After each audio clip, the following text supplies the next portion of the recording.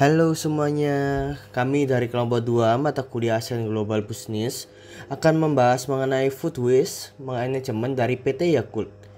Nah, jadi di sini siapa sih yang nggak kenal dengan minuman Yakult satu ini? Jadi Yakult adalah minuman susu fermentasi yang berasal dari Jepang.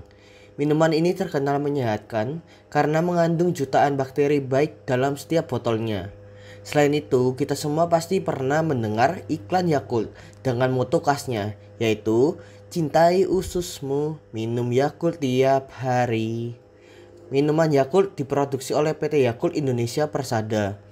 Sebelum membahas lebih jauh mengenai food waste management dari PT Yakult, mari kita berkenalan secara singkat dengan PT Yakult Indonesia Persada.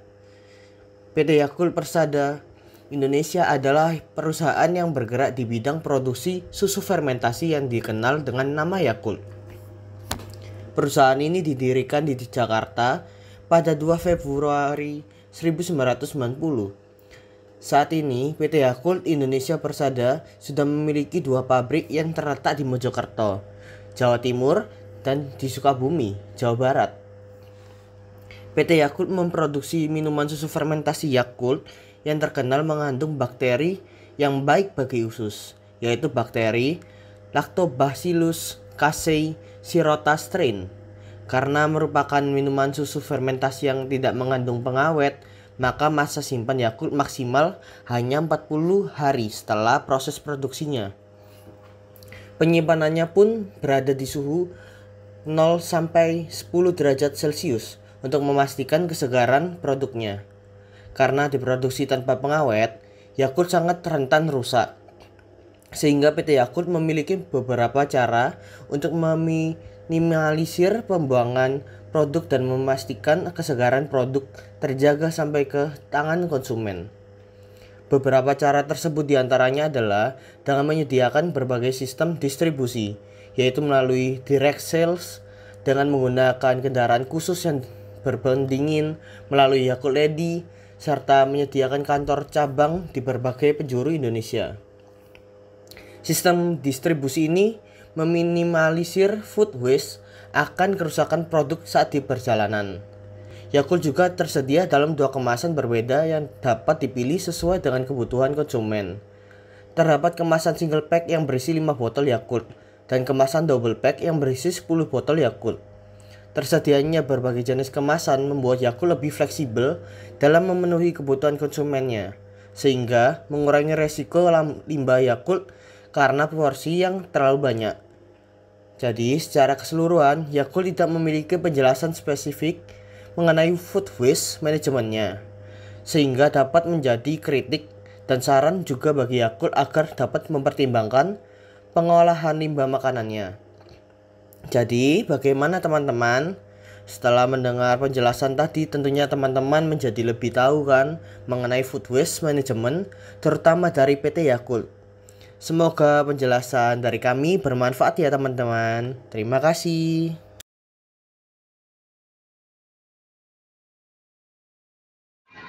Kami dari kelompok Kenya. Dalam tugas kali ini kami akan menjelaskan mengenai PT Yakult dalam teori Hofstede. Power Distance Index adalah salah satu dimensi budaya dalam teori Hofstede yang mengukur tingkat penerima masyarakat terhadap hierarki dan ketimbangan kekuasaan dalam suatu organisasi. Dapat disimpulkan bahwa nilai PDI PT Yakult Indonesia memungkinkan berada di atas rata-rata. Hal ini memiliki alasan, yaitu struktur organisasi yang hierarkis dengan beberapa tingkatan manajemen yang jelas. Kemudian dalam budaya perusahaan terdapat budaya menghormati senioritas dan pengalaman kerja. Kemudian keputusan terpusat dalam perusahaan biasanya diambil oleh manajemen senior.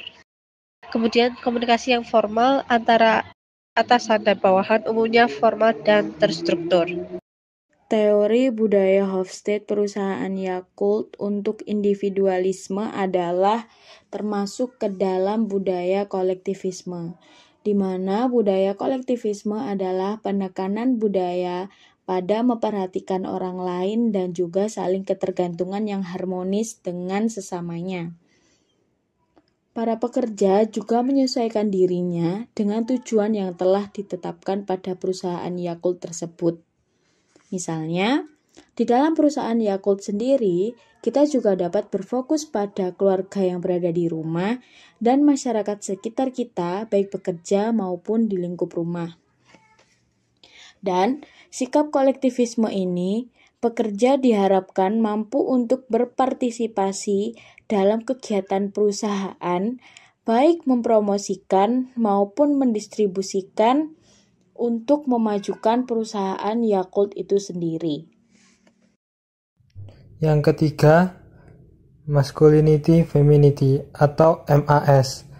Budaya perusahaan Yakult tidak secara eksplisit menekankan maskulinitas atau feminitas.